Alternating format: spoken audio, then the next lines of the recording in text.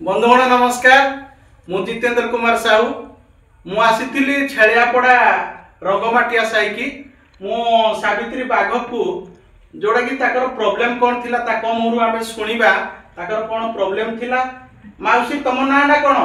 सावित्री बाबू घर कोडी छेलियापड़ा रंगमाटिया तमर कौन प्रॉब्लम होउतला?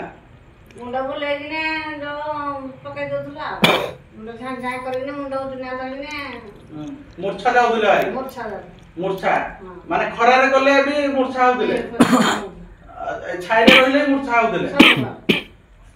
आपण हमर कोन व्यवहार कले एई अमृत जूस व्यवहार कले? हां एडा खाइला पुटिया जो भल लागु दिया भल लागु केते दिन खाइ जिति 15 दिन रे भल होउची।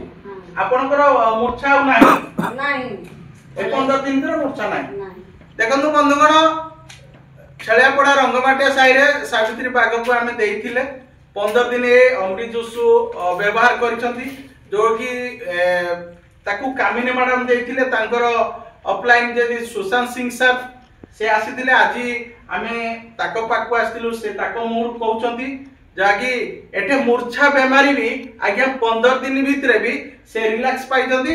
एबे सेकंड टाइम आउ गोटे बोतल लवा पाई आसंती। धन्यवाद दोस्तों।